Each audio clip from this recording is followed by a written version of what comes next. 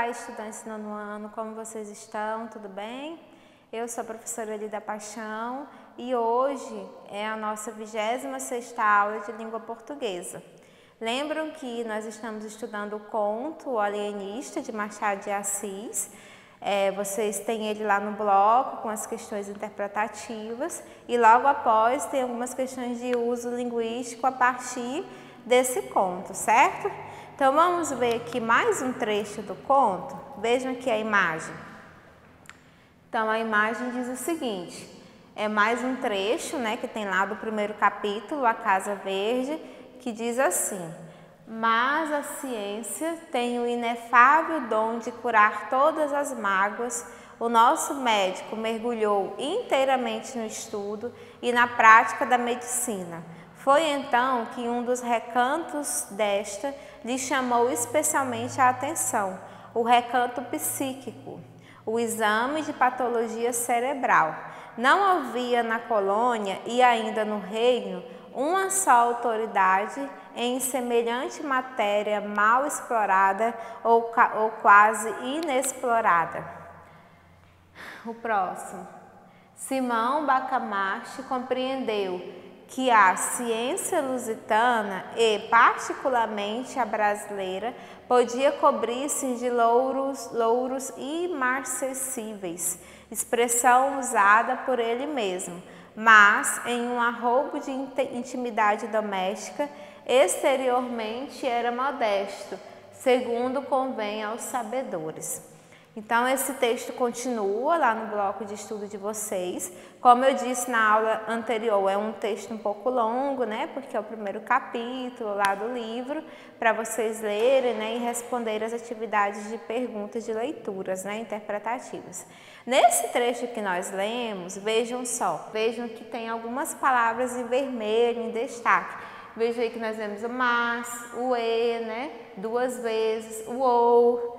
No outro trecho que nós lemos, no outro trecho também tem o e e o mas. Por que está destacado essas palavras? Porque essas palavras, elas linguisticamente, elas recebem o nome de conectivos. Elas fazem essas conexões, né?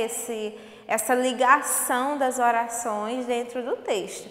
Então, se a gente for destacar em todo um conto, vocês vão encontrar várias dessas que nós marcamos aí e outras.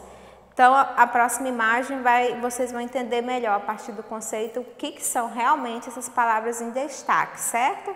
Então, vamos ver aqui a imagem, olha só, nós temos aí a definição de conjunções coordenativas. Então, aquelas palavras que foram marcadas naqueles 2 trechos que nós lemos do conto Alienistas, elas são chamadas de conjunções coordenativas, né, que funcionam como conectivos, de fazer ligação. Então, as conjunções coordenativas, como diz nessa imagem, ela morfologicamente ela é invariável, né?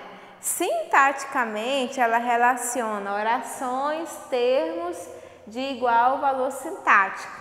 E semanticamente, ela é capaz de restabelecer relações lógicas entre as orações.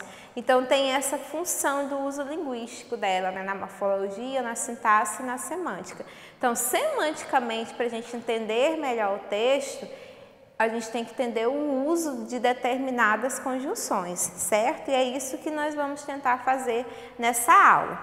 Então, a próxima imagem, vejam só. Então, a próxima imagem vem falar disso aí. Quando as conjunções coordenativas são utilizadas nas orações, essas orações são chamadas de orações coordenadas, certo? E as orações coordenadas, elas podem ser assindéticas ou sindéticas. Elas são assindéticas quando elas não apresentam conjunção.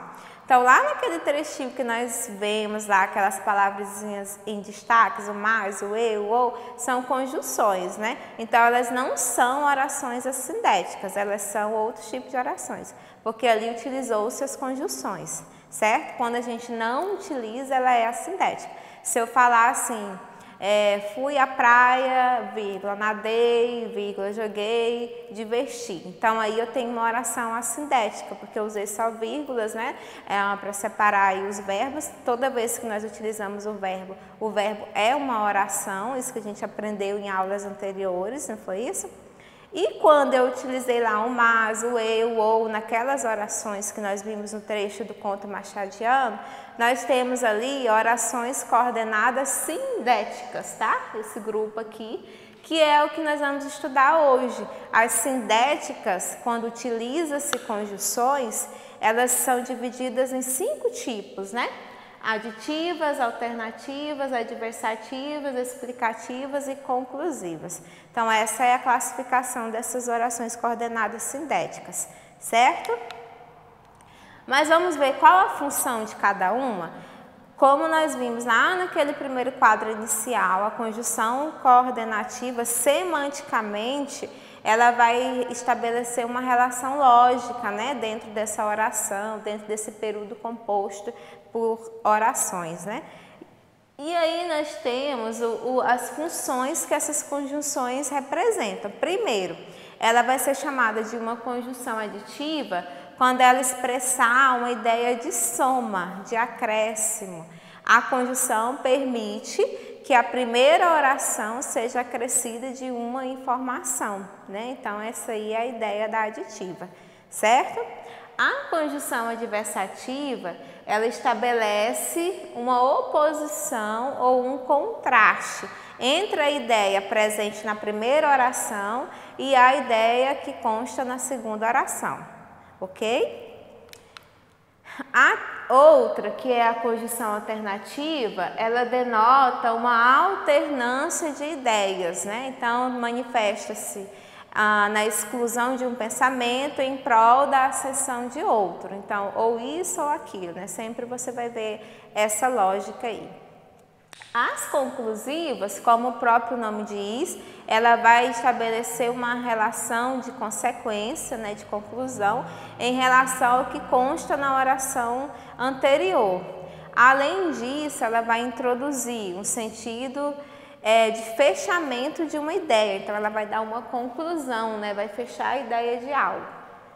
As conjunções explicativas, ela vai apresentar um motivo, uma razão, ou seja, uma das frases, geralmente a segunda, né, que se relaciona com a primeira, ela vai justificar o conteúdo da outra, ela vai dar uma explicação, né, a partir do que foi dito anteriormente, certo? Então, isso aí que nós vimos são a função dessas conjunções. Mas que conjunções são essas? Vamos ver aqui? Então, o próximo quadro, vejam só. O próximo quadro ele vai mostrar justamente as conjunções que estabelecem essas ideias que nós acabamos de ver, né? Então, a aditiva é o e, que nós vimos lá no trecho do conto, né? Nem, não só, o mas também, quando vir junto, que aí a gente chama de locução conjuntiva, quando tem mais de uma palavra, certo? As adversativas é o mas. Aqui diz que ele vem sempre no início da oração, mas acontece de frase ele vir após. Quando ele vem após a oração, ele tem que vir após no meio da oração, ele tem que vir após o uso de uma vírgula, tá? No início da oração que ele vem em maiúscula, tá? Isso deve ser o destaque desse quadro, né? Porém, entretanto, no entanto, contudo, todavia, não obstante. São conjunções que podem substituir esse mais, dando essa ideia de oposição, de contraste, né? Lembrando que a aditiva, quando ele usa o eu, nem, o não só e o mais também, dá a ideia de soma, de acréscimo, né? Que nós vimos antes. A alternativa, que dá essa ideia de alternância, de exclusão, né? De uma das possibilidades, são as mais utilizadas aí, ó. O ou, ela pode vir duplicada ou não, ou vem uma, ou vem duas, tá? O ou, ora, quer, o seja e o nem. As conclusivas, que dá essa relação de conclusão, as mais utilizadas são essas aqui, né? Portanto, logo, assim, pois, quando ele vem após o verbo, por conseguinte, por isso, diante disso, que nesses últimos casos ele está falando que são locuções conjuntivas. Porque quando tem mais de uma palavra é uma locução. Quando ele usou aí, ó, por conseguinte, por isso, diante disso, duas palavras é uma locução, certo? E a explicativa, que ela vai dar uma explicação, a mais utilizada é o porquê junto, sem acento, né, que é uma conjunção explicativa, que, por quanto, e o pois quando ele vem antes do verbo, ok? Então, esse aí é o quadro, né, com as principais conjunções, né, que aí tá conjunções mais recorrentes, mais utilizadas nos textos.